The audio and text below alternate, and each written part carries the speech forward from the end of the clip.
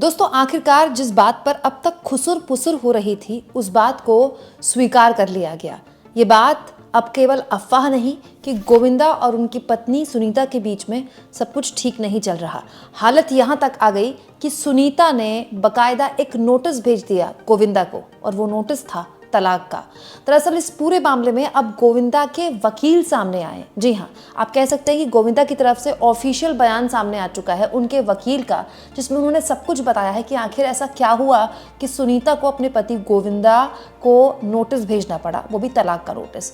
यहाँ मैं आपको बता दूं दोस्तों, गोविंदा और सुनीता की शादी को 37 साल हो चुके हैं और गोविंदा उन कुछ स्टार्स में से हैं जिन्होंने अपनी शादी शुरुआत में छुपाई।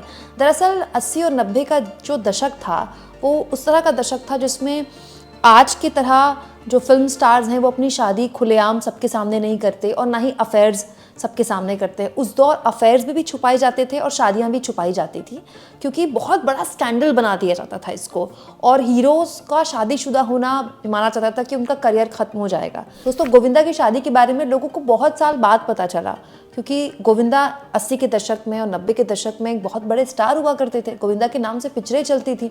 तो सुनीता उनकी ज़िंदगी में है, वो शादीशुदा हैं, उनकी अपनी घर गृहस्थी है, उनके बच्चे हैं, इस बारे में बहुत कम बात होती थी, क्योंकि बॉलीवुड की खबरें जानने का इकलौता जो तरीका था वो थी स्टारडस्ट और फिल्म फेयर मैगजीन।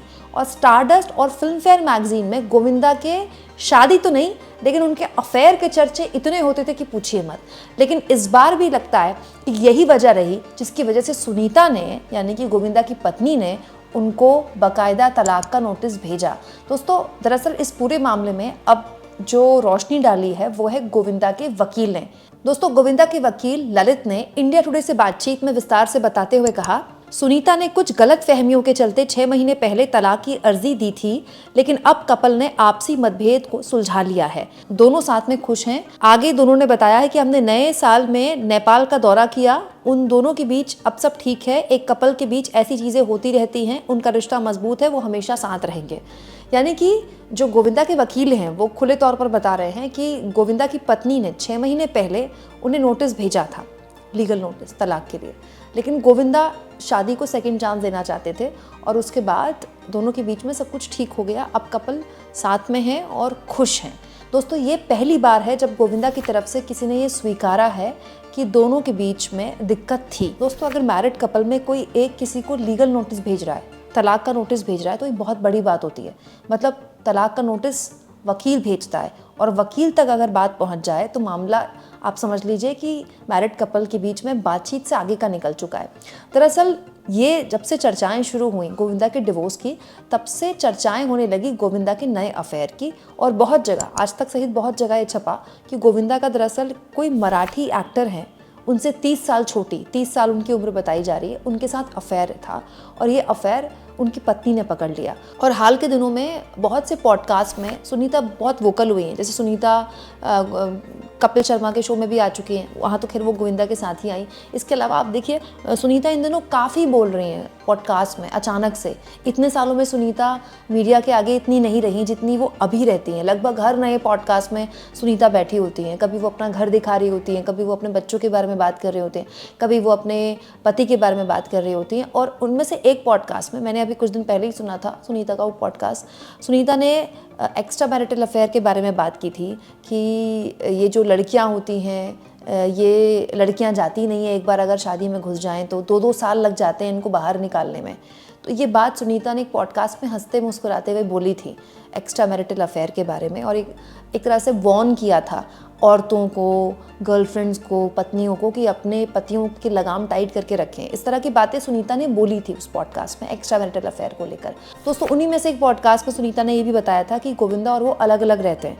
बल्कि उस पॉडकास्ट में सुनीता ने ये भी कहा था कि जवानी में तो अब टेंशन नहीं होती, लेकिन अब बुढ़ापे में मुझे गोविंदा की टेंशन ज़्यादा होती है, क्योंकि बुढ़ापे में आदमी सठिया जाता है और कहीं बुढ़ापे में कुछ ना कर ले, क्योंकि अलग रहता है। गोविंदा के लिए बोला था सुनीता ने, और सुनीता ने ही बताया था कि गोविंदा अलग घर में रहते हैं और वो अपने बच्चों के साथ अलग घर में रहती हैं। उस वक्त उन्होंने ये वजह बताई थी कि जब गोविंदा सांसद बने, जब गोविंदा पॉलिटिक्स में आए, तो घर में बेटी थी, बच्चे थे और नेतागण आते हैं घर में, लोग तमाम मिलने आते हैं, तब गोविंदा शिफ्ट हो गए दूसरे घर में, तब से गोविंदा वहीं रह रहे हैं। यानी कि गोविंदा की पत्नी सुनीता भी स्वीकार कर चुकी हैं कई पॉडकास्ट में कि दोनों मियाँ बीवी अलग रहते हैं, लेकिन लीगली दोनों अलग होने वाले हैं, लीगली दोनों का डिवोर्स होगा। अभी फ़िलहाल इस पर तो हम कह सकते हैं कि वकील की बात पर अगर भरोसा करें तो फ़िलहाल तो ऐसा होने वाला नहीं है। हाँ, लेकिन वकील गोविंदा के ये स्वीकारते हैं कि 6 महीने पहले सुनीता ने नोटिस भेजा था गोविंदा को। और अगर ये अफेयर को लेकर पूरा का पूरा मामला है गोविंदा के दोस्तों, तो this is not the first time. दोस्तों, जितना लंबा गोविंदा का करियर है उतनी ही लंबी उनकी गर्लफ्रेंड्स की लिस्ट भी है। जब गोविंदा की सुनीता से सिर्फ सगाई हुई थी, शादी भी नहीं हुई थी, तब गोविंदा नीलम के प्यार में पड़ गए थे। उन दिनों नीलम और गोविंदा की जोड़ी बड़ी हिट थी। नीलम से वो शादी करना चाहते थे, लेकिन नीलम से उनकी शादी नहीं हुई।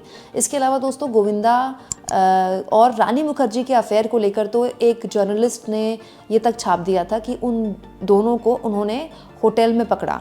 हालांकि बाद में ये खबर आई गई होगी, लेकिन रानी मुखर्जी और गोविंदा के अफेयर के चर्चे काफ़ी थे जब उन्होंने साथ में हद कर दी आपने फिल्म की थी। इसके अलावा दोस्तों, अक्षय कुमार के साथ रवीना टंडन का जब एक बहुत ही कड़वा ब्रेकअप हुआ था, जब अक्षय कुमार, रवीना टंडन और शिल्पा शेट्टी दोनों को चीट करते हुए पकड़े गए थे और अक्षय कुमार ने अचानक सबको हैरान कर दिया रातों रात ट्विंकल खन्ना से शादी करके। तब पता चला कि वो शिल्पा शेट्टी को भी चीट कर रहे थे, वो रवीना टंडन को भी चीट कर रहे थे और अंत में उन्होंने शादी कर ली ट्विंकल खन्ना से। उस वक्त रवीना टंडन बहुत वोकल हुई अपने उस अफेयर को लेकर। और उस दौर में दोस्तों, हीरोइंस का अपने अफेयर्स को लेकर वोकल होना या इंडस्ट्री के हीरो पर आरोप लगाना कि इसने मुझे चीट किया, इसने मुझे धोखा दिया, बहुत बड़ी बात मानी जाती थी और हीरोइंस का बॉयकॉट हो जाता था, फिल्में मिलनी बंद हो जाती थी। लेकिन उस वक्त रवीना टंडन की बहुत सी फिल्में बैक टू बैक गोविंदा के साथ आई, जिसके बाद रवीना के करियर को एक तरह से राहत मिली गोविंदा की वजह से। और गोविंदा की फिल्में तो खैर उन दिनों शानदार काम कर रही थी। एक पूरा दौर था गोविंदा का जिसमें कॉमेडी फिल्मों में गोविंदा ने शानदार काम किया और सारी फिल्में चलती थी, बहुत पसंद की जाती थी गोविंदा की फिल्में। तो रवीना के साथ भी गोविंदा के अफेयर की चर्चाएं उड़ चुकी हैं, हालांकि तब भी ये खबर आई गई हो गई। इसके अलावा दोस्तों, बहुत कम लोग ये जानते हैं कि उस वक्त की मैगजीन शोला और शबनम में गोविंदा की स्टार और दिवंगत एक्ट्रेस दिव्या भारती से के साथ भी उनके अफेयर को लेकर भरी रहती थी। सुनने में आया था कि शोला और शबनम बड़ी हिट फिल्म थी उस दौर की, उसकी शूटिंग के दौरान दोनों करीब आए, दोनों का अफेयर हो गया। हालांकि बाद में ये खबर भी आई गई होगी। हालांकि दोस्तों, वो दौर थोड़ा अलग तरह का दौर था। उस दौर में कोई भी एक्टर अगर किसी एक्ट्रेस के साथ फिल्म कर रहा है तो दोनों के अफेयर की चर्चाएं उड़नी शुरू हो जाती थी। अगर दोनों ने 2-3 फिल्में साथ में कर ली फिर तो पक्का उनकी शादी कर दी जाती थी। तो उस दौर में ये बहुत नॉर्मल चीज़ होती थी। आज के दौर की तरह नहीं था कि एक्ट्रेस और एक्टर ओपनली अफेयर स्वीकार कर रहे हैं, ओपनली डेट कर रहे हैं, शादी भी ओपनली कर रहे हैं, फिर उस शादी के सेलिब्रेशन की फ़ोटोज़ भी शेयर कर रहे हैं। तब का दौर अलग था, अब का दौर अलग है। लेकिन इसमें कोई दो राय नहीं है कि गोविंदा और सुनीता की शादी में हाल के दिनों में काफ़ी खटपट हुई है, जो कि खुद उनके वकील ही बता रहे हैं। आपको क्या लगता है दोस्तों, कमेंट बॉक्स में ज़रूर लिखें। और दोस्तों, मेरे इस चैनल में भी आप मुझे सपोर्ट कर सकते हैं, क्योंकि इस चैनल में मैं नॉन पॉलिटिकल खबरें आपके सामने रखती हूँ।